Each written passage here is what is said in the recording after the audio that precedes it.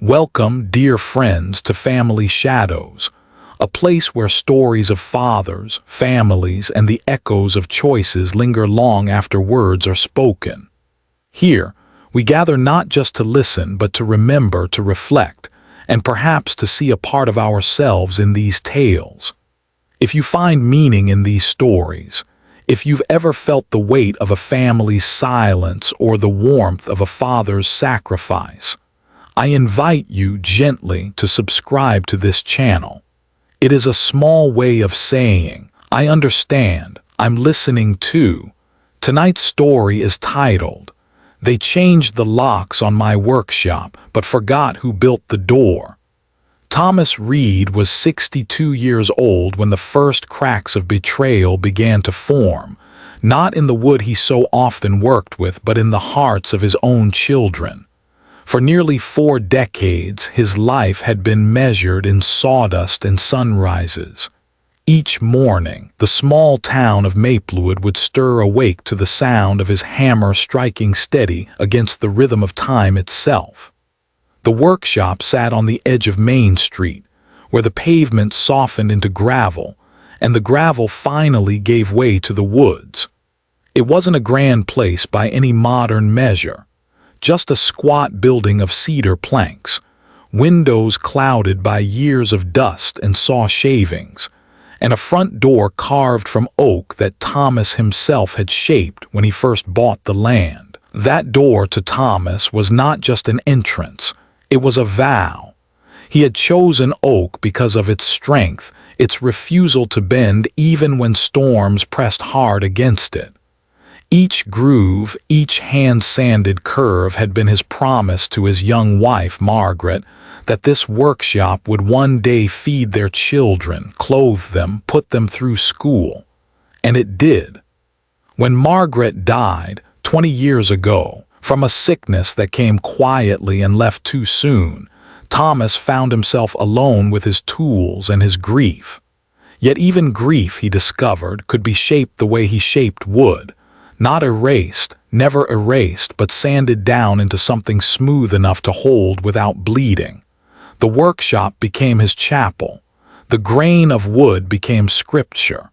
And every nail he drove became a prayer whispered into silence. Thomas had 2 children, Ethan and Claire. They grew up in that workshop as much as in the house across the yard.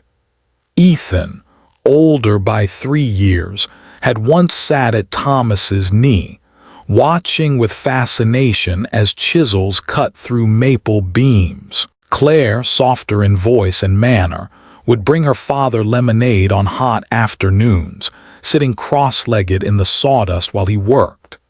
But children grow the way trees do, not always straight and rarely in the direction you expect. Ethan grew restless with the limitations of wood. He dreamed of bright lights, modern canvases, art studios filled with sound and energy. He went to college, returned with friends who spoke of creativity not in terms of patience but speed, not in tradition but disruption. Claire followed quietly, often echoing Ethan's opinions out of loyalty or fatigue. And then there was Jason, Claire's boy, Thomas's grandson, 16 years old, lanky, curious, and blessed with the kind of respect his mother and uncle had long since forgotten. Jason loved the workshop. He would slip in after school, brushing sawdust from the old stools, asking question after question about joints, grains, and finishes. He didn't understand everything, but he understood enough that the workshop wasn't just a room of wood. It was the story of a man's life carved into beams and shelves. Thomas himself spoke little. Words to him were like nails. You only used them when they had a purpose. Silence was his truest language, one his children often misread as weakness.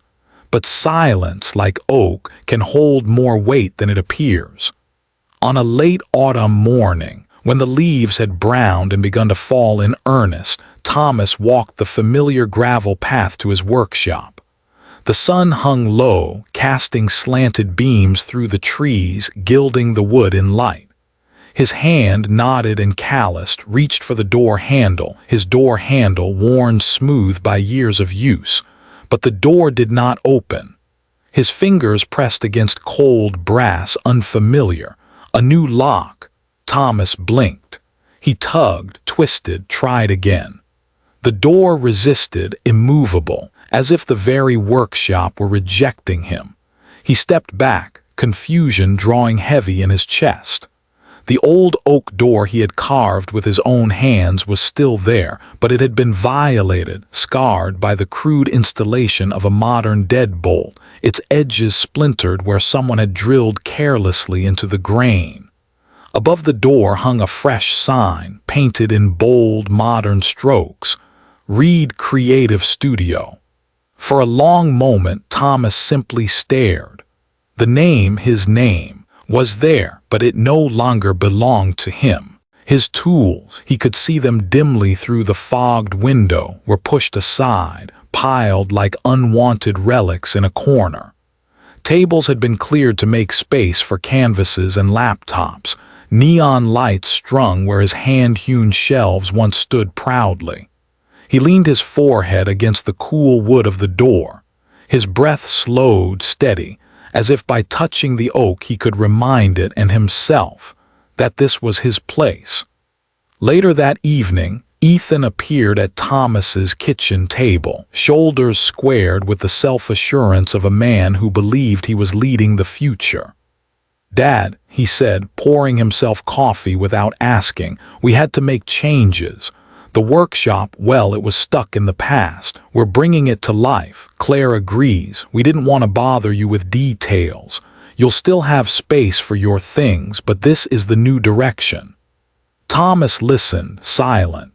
He watched the steam rise from Ethan's cup, curling like questions left unanswered. Ethan mistook his silence for surrender. He patted the table. "Don't worry. We're not throwing anything away, we just need the space. Think of it as evolution.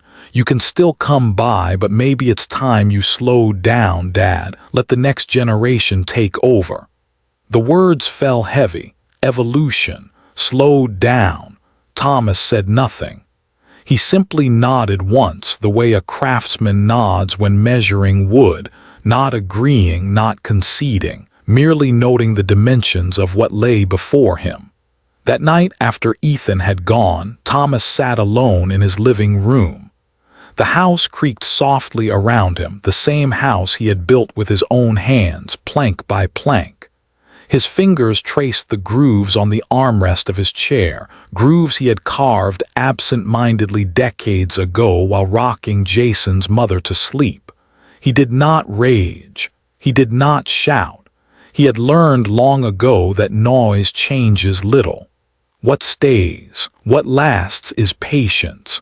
And yet somewhere deep inside a quiet breaking began, because this was not just about a lock or a door or even a workshop. This was about respect, about the unspoken bond between generations, that children should carry their parents' sacrifices with honor, not bury them under neon signs and new locks. Thomas closed his eyes.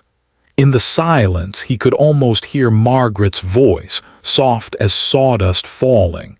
"Stand firm, Thomas. Oak does not bend."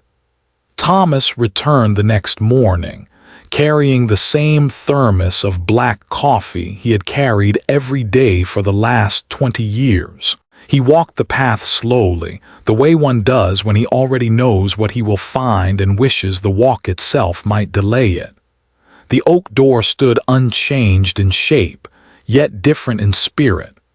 The brass deadbolt glinted in the weak sun, a small piece of metal that managed to make a giant feel unwelcome in his own home. He pulled the handle again, though he knew it would not turn.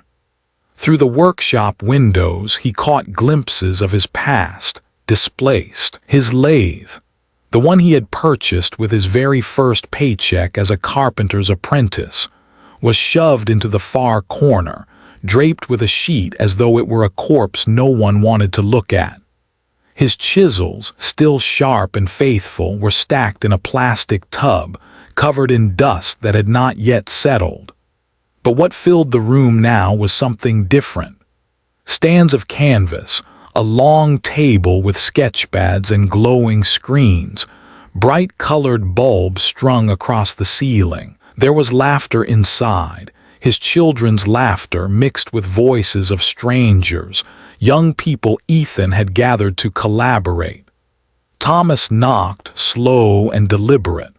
The sound of his knuckles against the oak was almost like the sound of a mallet on wood, steady, insistent. For a moment, no one answered. Then the door creaked open and Ethan appeared, hair disheveled, paint on his shirt. "Dad," Ethan said, half smiling as if nothing were amiss. "You came." Thomas's eyes dropped to the floor. The threshold of his own workshop felt like foreign soil. "What is this?" His voice was quiet, but it cut through the noise inside. "It's what I told you," Ethan said, waving vaguely at the room behind him. "A studio, Reed Creative Studio. We needed to open it up, bring in energy, make it a place people want to come. Don't worry, we kept your tools safe. They're right there." He pointed toward the dark corner, where a stack of Thomas's lifetime lay like forgotten luggage. Thomas stepped inside, his boots crunching on sawdust that no longer smelled of pine or cedar, but of acrylic paint and plastic. His hand brushed against a beam he himself had raised decades ago. It bore the initials he had carved the day the workshop was finished, T+M for Thomas and Margaret. Now a poster covered it, taped carelessly over the letters. The voices in the room quieted as the old man walked in. A few of the young artists, not knowing who he was, offered polite nods before returning to their laptops. One of them whispered, "Is that him?" Another shrugged. Ethan tried to usher him toward the corner. "Dad, look, we didn't throw anything out, we just rearranged. You can still come in and work on your little projects. Just try not to get in the way, we've got a schedule, you know." Thomas turned to face him. His eyes were steady, not angry but firm, like the set of a beam that holds the roof in place. "Little projects," he repeated softly. Ethan swallowed. "I didn't mean it like that. It's just you've had your time, Dad. This is ours now, the future. You built the foundation, but we have to build what comes next." The words stung not because of their bluntness, but because of how casually they were spoken, as though years of sweat, sacrifice, and silence could be swept into a corner, labeled past and forgotten. From behind Ethan, Claire emerged, holding a clipboard. She smiled nervously at her father, avoiding his eyes. "Hi, Dad, don't be upset. It's just Ethan has a vision, and I think it could be good for all of us. We'll honor the workshop, I promise, but it needs to change." Thomas looked at her, then at the sign above the door. Reed Creative Studio. His name taken, repurposed, painted in colors that did not belong to him. He wanted to speak, to tell them what a workshop truly was. Not just walls and tools, but the sweat of a man who believed in honest labor, who built tables so families could eat together, doors so homes could be safe, cribs so babies could sleep. He wanted to remind them that every splinter under his fingernails was a bead on the rosary of their survival. But words felt heavy in his throat, so he turned and slowly walked out. The laughter resumed behind him. On the door, the new lock clicked shut. That Sunday evening, the Reed family gathered for dinner at Claire's house. The table was dressed neatly, candles flickering against the soft clatter of cutlery. On the surface, it looked like any other family meal. A roast chicken, bowls of potatoes, salad glistening with oil. But beneath the hum of conversation, an unease pulsed like a hidden current. Ethan arrived late, carrying a laptop under his arm, his phone buzzing with notifications. He dropped both onto the counter as if he were dropping the weight of a kingdom, then slid into his chair with the swagger of a man who believed he was building empires. Jason sat beside his grandfather, sneaking glances at him the way only a grandson can, half admiration, half worry. Thomas had said little all week, but the boy had noticed. He noticed the silence at the workshop door. He noticed how his grandfather's hands, usually busy smoothing scraps of wood or sharpening blades, now rested idle in his lap. Claire, trying to smooth the air, began with small talk. "Dad, how was your week?" Thomas answered simply, "Quiet." But quiet in his voice carried more weight than most men's storms.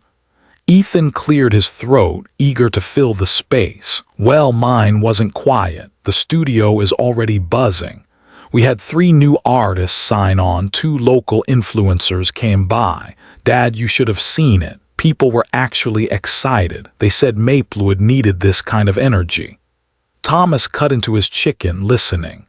"We're planning an opening event next month," Ethan continued, warming to his own story. "Music, live painting, digital displays.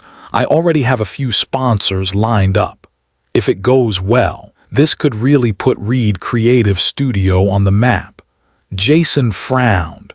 "But what about the workshop, Grandpa's stuff?" The boy's voice broke through the hum like a chisel hitting steel. All eyes turned to him. Ethan chuckled softly, shaking his head. "It's still there, kiddo. We didn't throw it out, but times change. Woodwork is, well, it's a dying art. Nobody cares about hand-carved tables anymore when you can buy one at IKEA for $50. We're adapting. That's how you survive." Thomas set down his fork, his hands folded slowly, deliberately in front of him. "Survive," he murmured. Claire shifted uncomfortably. "Ethan doesn't mean to sound harsh, Dad. We thought this could help. Maybe even bring in money for the family. It's not about replacing what you did, it's about moving forward." But the words, though softened, carried the same edge. Moving forward, as if his years had been nothing more than a burden dragging them back. Jason looked between them all, confusion clouding his young face. "But Grandpa built that place. Doesn't that matter?" Thomas placed a hand on the boy's shoulder. His touch was gentle, but his voice, when he finally spoke, carried a gravity that quieted the room. "What matters," he said slowly, "is respect. Respect for what was built before you so that you could stand where you are now." The candles flickered. For a moment, no one spoke. Then Ethan leaned back, arms crossed, a faint smirk on his lips. "Respect doesn't pay bills, Dad." The words fell like an axe, splitting the table in two. Jason's fork clattered against his plate. Claire pressed her napkin to her mouth, eyes darting to her father's face, but Thomas's expression did not change. It remained calm, carved in oak, unreadable. He did not argue, he did not raise his voice. He simply returned to his meal, the silence louder than any retort.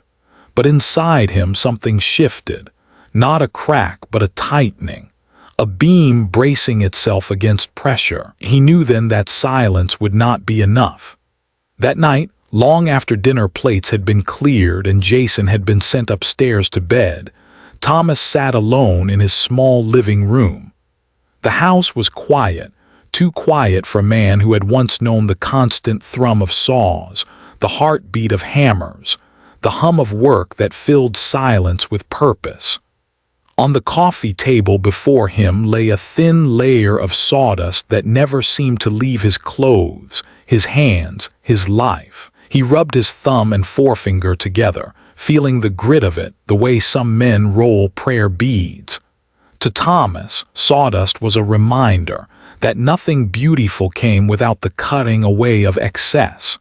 He rose slowly and went to the back room, the place where he kept what mattered most. Against one wall sat an old cedar chest, its surface worn smooth by years of touch. He lifted the lid.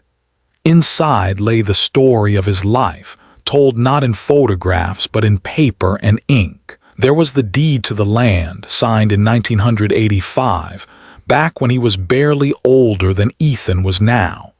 He remembered the day, his hands trembling as he held the pen, Margaret squeezing his arm, both of them dizzy with the belief that this workshop would be their anchor in the world.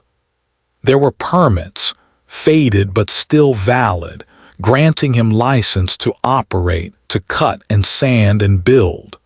And tucked between them, yellowed and fragile, were the safety certifications he had renewed faithfully, year after year. Regulations Ethan had likely never thought about, but Thomas knew by heart. The spacing of outlets, the distance of cords from saw blades, the thickness of fireproof varnish required by law. He traced the edges of those papers as though they were scripture. Every seal, every stamp, every signature bore witness to a man who had not only built with his hands, but also with his integrity. Leaning back, he closed his eyes, and the past came rushing in. He could hear Margaret's laugh echoing through the workshop when they were young, her voice teasing him for sanding the same chair leg too long. He could see Ethan, at 5 years old, clutching a block plane in hands too small for the weight, shouting, "Look, Daddy, I'm helping." He could see Claire, curled in the sawdust with her dolls, giggling as she made up stories about princesses who lived in castles built from wood scraps. He could feel the ache in his shoulders from the nights he worked past midnight to finish an order so that Christmas morning, someone else's family could sit around a table he had made. Every memory was pressed into the grain of the wood he had touched, and now all of it was being treated as clutter, shoved into a damp corner so a neon sign could shine brighter. Thomas opened his eyes. The papers in the chest stared back at him.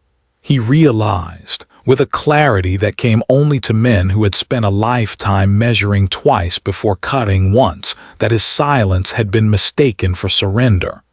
He was not angry, he was resolute. For oak, after all, does not bend. It waits. It endures.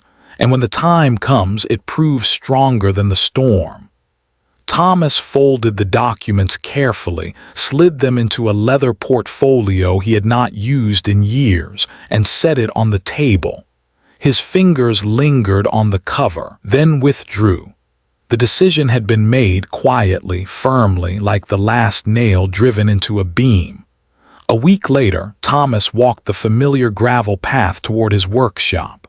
The morning sun was bright, but it did little to warm the chill that had settled in his chest. In his left hand he carried the leather portfolio, worn and creased with age, filled with documents that told a story far truer than any neon sign ever could. As he approached, the sound of music spilled through the cracked windows. Not the hum of planers or the steady rhythm of a saw blade. No, this was bass-heavy, pulsing, careless noise that seemed to rattle the bones of the old building. Laughter followed, light and careless, voices young and eager. He paused at the door he had built, carved, sanded, stained, the door that bore his very name in its grain. His hand brushed against the oak, and for a moment he whispered to it, as though it could still hear him, "Hold steady." Then he knocked. The lock clicked and the door swung open. Ethan stood there, a smear of paint on his forearm, his eyes flashing with irritation at being interrupted. But when he saw his father, the irritation softened into a kind of patronizing smile. "Dad," he said too brightly, "you came by." Thomas stepped inside without a word. The air was different now, paint fumes mingled with the faint must of damp wood. The floor was cluttered with easels, cords, laptops, coffee cups balancing on stools he had once crafted. His workbench, the place where he had shaped hundreds of doors and tables, was pushed against the wall, buried beneath a pile of canvases. The young artists stopped talking, their laughter stilled by the presence of the old man. Jason, who had been sweeping in the corner, dropped the broom and hurried to his grandfather's side, eyes wide with relief. "Grandpa," he whispered, "I didn't know you were coming." Thomas laid a hand on the boy's shoulder. His gaze swept the room, steady and slow, until it landed back on Ethan. "You've made changes," he said. Ethan gave a short laugh. "That's what I've been saying. Change is good. You've got to admit, Dad, it feels alive in here now. There's energy. The old days of sawdust and chisels, they were fine, but this is the future." Thomas took a step closer, his boots grinding against the sawdust that had not yet been swept away. He looked at the beam near the back wall, the one where he had carved his initials alongside Margaret's all those years ago. A string of lights now dangled across it, careless and bright. "Is it the future?" Thomas asked softly. "If it erases the past?" The room fell still. Claire emerged from the back carrying a tray of coffee. She froze when she saw him, her eyes darting to Ethan. "Dad," she said quickly, "don't be upset. We meant no harm, we just thought." Thomas raised a hand, not in anger but in quiet command. She stopped speaking. His silence, more than his words, demanded attention. He walked to the center of the room, placed the leather portfolio on the table, and opened it with deliberate care. Papers fanned out across the surface, deeds, permits, licenses, certifications. The ink was faded, but the authority was not. "This workshop," he said, his voice low but clear, "was built by my hands, paid for with years of labor, stood legal and strong under my name for nearly 4 decades. Every inch of it," his hand rested on the tabletop, "is bound to me not by memory alone but by law." Ethan's smile faltered. "Dad, what are you doing?" Thomas slid one document forward, the deed to the land, then another, the safety certification, then another, renewed permits, all valid, all signed. "You call this place a studio," he continued, his eyes narrowing slightly, "but you wired lights without inspection. You run cords across sawdust piles. You stack paints where fireproof varnish should be. You have broken rules you do not even know exist, rules I have honored every year since the day I built this place." The young artists shifted uneasily. One of them glanced at the tangle of cords by the outlet and looked away. Jason stared at his grandfather in awe. Ethan's face reddened. "Dad, come on. Don't do this in front of them. We can talk." Thomas shook his head. "I have already spoken. The town inspector will be here by week's end. Until then, all activities in this building are suspended. If you continue, you will face fines, or worse." A heavy silence followed. The weight of his words pressed down on the room, stronger than the bass of their music, sharper than the chatter of their plans. Ethan opened his mouth, but no words came. For the first time, his confidence faltered. Claire set the tray down on the nearest stool, her hands trembling. Thomas gathered the papers back into the portfolio, closed it, and lifted it under his arm. Then he turned to Jason. "Come with me," he said simply. And together they walked out, leaving the neon lights to flicker in silence behind them. The inspector came on a gray Thursday morning. Maplewood was the kind of town where word traveled faster than the wind, and by the time the white truck with the county seal pulled up outside the workshop, half the neighborhood already knew something was about to happen. Thomas stood across the street, hands folded behind his back, Jason beside him. They watched as the inspector, a stout man named Mr. Hollies, climbed out with a clipboard and a practiced frown. Inside the workshop, music had been cut short. The young artists shuffled nervously. Ethan met the inspector at the door with a smile that didn't quite reach his eyes. "Good morning," Ethan said. "I wasn't expecting." "You rarely do," Hollis interrupted, pushing past him. "We had a report about unlicensed electrical modifications and unsafe working conditions. Let's take a look." Ethan's smile cracked, but he followed, Claire trailing behind him, her face pale. Thomas didn't move. He stood still, like oak rooted in the earth, watching. He had already lived this story in his mind. Now he was watching the pages turn exactly as he knew they would. Inside, Hollis walked the length of the workshop. His pen scratched against the clipboard as he noted every extension cord tangled near sawdust piles, every overloaded outlet, every can of paint stored without ventilation. "This place is a hazard," Hollis muttered. "One spark and the whole thing goes up." Ethan bristled. "We were just getting started. We would have fixed those things." "Fixing comes before starting," Hollis said sharply. "That's the law." Claire's eyes flicked toward her father, who stood quietly at the threshold. His expression was unreadable, but his presence filled the room more than the inspector's voice. Finally, Hollis snapped the clipboard shut. "Effective immediately, this property is suspended from any public use until corrections are made, permits revoked, fines pending review." Ethan's face went red, then pale. "Suspended? You can't, this is my studio." Thomas stepped forward at last, the leather portfolio in his hand. He laid it gently on the nearest cleared table and opened it once more.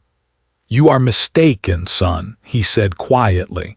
"This is not your studio." The room went silent. Every young artist, every pair of eyes turned toward him. He pulled out the deed, sliding it across the table toward Hollis. "This land and this building have belonged to me since 1985. My name is on every paper, every permit, every inspection. Not yours, not Claire's, mine." Ethan stared at the papers as though they were written in a language he could no longer understand.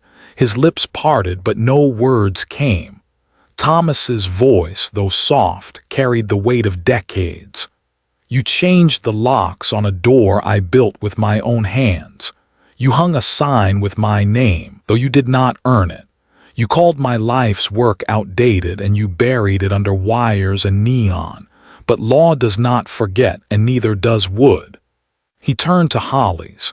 "You see the truth plain as day. They have no claim here." Hollis nodded. "The ownership is clear, Mr. Reed." He looked at Thomas with respect. "The property is yours. Any future use falls under your authority alone." The words landed like a gavel. Claire gasped softly, tears forming in her eyes. Ethan staggered back, shaking his head.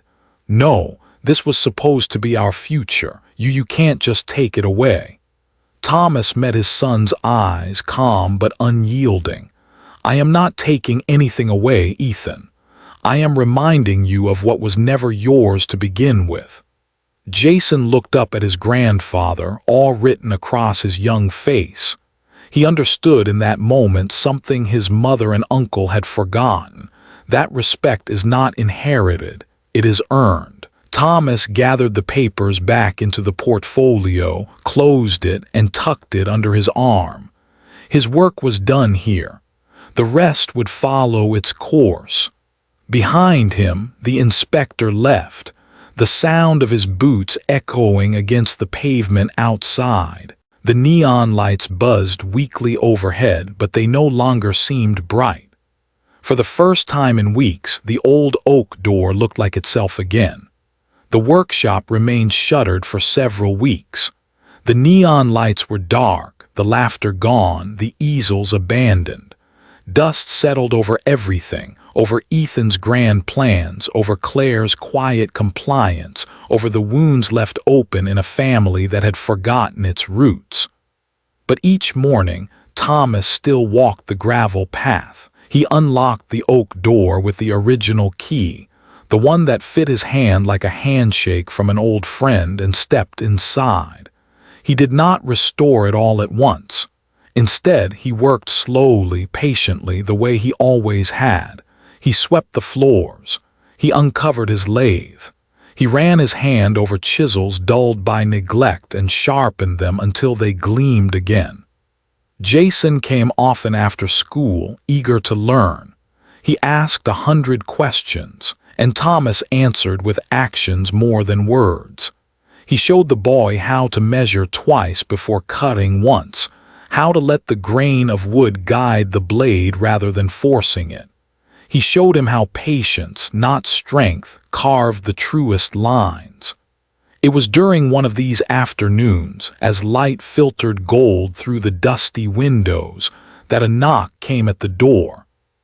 Thomas opened it to find a young man standing there, a face both familiar and unexpected. Mark Lopez, once a boy from the neighborhood who had swept floors in the workshop during summers, watching Thomas with the same wide-eyed wonder Jason now carried. He was older now, 28, with strong shoulders and hands already rough from years of carpentry work elsewhere. "Mr. Reed," Mark said, his voice steady but filled with reverence. "I heard about what happened. The town's been talking. I just wanted to say I never forgot what you taught me. That work is more than profit, it's pride. And if you'll let me, I'd be honored to help you bring this place back." Thomas studied him for a moment. Behind him, Jason leaned forward, eyes wide. The old man nodded slowly. "Come in." For weeks afterward, the sound of hammers and saws returned, not the reckless thrum of careless ambition, but the steady rhythm of true craft. Mark worked beside Thomas, listening more than speaking, his respect evident in every stroke of the plane, every joint cut with care. Jason hovered, learning by watching, absorbing the weight of legacy without yet carrying it. Then one evening, as the three of them sat on stools, sweat on their brows, Thomas reached beneath the bench and drew out a chisel. Its handle was worn smooth, its blade sharp, its edge glinting in the dim light. He turned to Mark. "This chisel," he said, "was the first I ever bought with my own wages. It has built more doors than I can count. More tables, more chairs, more memories than most men will ever know. I kept it all these years, waiting for the right hands to carry it forward." Mark's eyes widened. "Mr. Reed, Thomas placed the chisel firmly into his hands. "Respect keeps the edge sharp. Disrespect dulls it faster than time. You respect this work, you respect this place, that's why it belongs to you now." Jason shifted nervously. "Grandpa, what about me?" Thomas smiled, placing a hand on the boy's shoulder. "Your time will come, Jason. Right now, your job is to learn to watch, to carry these lessons in your heart. One day, you'll take a chisel of your own. But today, I pass this one to the man who has already proven he can carry it." Mark gripped the tool with both hands, emotion tightening his throat. "I won't fail you or this place." Thomas leaned back, his eyes scanning the workshop. The beams, the shelves, the oak door, all of it seemed to breathe easier, as though the building itself knew it was once again in the care of those who honored it. "Remember," he said quietly, almost as though speaking to the wood itself, "this workshop is not just mine, it is a legacy. And a legacy is not kept by blood alone, it is kept by those who respect it." The chisel gleamed in the dim light, passing from one generation to another, not by entitlement but by reverence. The workshop smelled of cedar again. Not paint, not chemicals, just cedar, clean and honest. The shelves were orderly, the benches wiped. The air filled once more with the sound of chisels and saws working in rhythm with patience. One evening, as the sun dipped low and turned the windows gold, Thomas sat at his bench, working on a table he had begun months ago but never finished. His hands moved slower these days, but they moved with certainty. Each cut was deliberate, each pass of the plane steady, as though he were not shaping wood but time itself. Jason sat beside him, watching closely. The boy no longer fidgeted. He had learned to sit in silence, to let the work teach him its own lessons. "Grandpa," Jason said softly, "why do you still do it? You've already made so many things. You don't need to prove anything anymore." Thomas smiled faintly, not lifting his eyes from the wood. "It isn't about proving, Jason. It's about remembering. Every piece of wood has a story. If I leave it unfinished, the story ends too soon. A craftsman owes the wood its ending." Jason nodded slowly, as if carving those words into his own memory. He reached for a piece of sandpaper and, without being told, began smoothing the edges of the table leg. His movements were clumsy at first, but his concentration was true. When the final leg was polished, Thomas leaned back and let out a breath. He placed his hand on Jason's shoulder. "Someday," he said, "you'll build your own doors. Maybe they won't be like mine. Maybe they'll be different, lighter, heavier, painted plain. But whatever they are, make sure they open to respect. Respect for those before you. Respect for those who will come after." Jason looked at him wide-eyed. "And if someone tries to take it from me?" Thomas's smile deepened, the lines on his face softening. "Then you remind them who built the door." The boy's lips curved into a grin. He didn't fully understand, not yet, but the seed was planted. One day he would. Outside, twilight settled over Maplewood. The oak door stood at the front of the workshop, sturdy and unyielding, just as it always had. Locks could change, names could be painted and scraped away, but the door remained, built with patience, built with love, built to last. Thomas rose, brushing the sawdust from his hands. He turned to Jason and Mark, both watching him closely, and for the first time in a long time he felt peace. Because he knew now that the workshop and all it meant would outlive him. Not through entitlement, but through respect. Not through possession, but through legacy. And that, dear friends, is the story of Thomas Reed, the craftsman who reminded his family that locks may shut a door, but respect is what keeps it open. Here at Family Shadows, we believe every family has a story worth telling, of sacrifice, of love, of lessons carved deep into time. If this story touched you, I invite you to subscribe, to join our growing circle of listeners who carry these shadows forward. From our family to yours, thank you for spending this time with us. May your home be filled with peace. May your days be shaped with kindness. And may your family always be blessed with health and happiness. Until next time, take care. And remember, some doors are not opened by keys but by respect.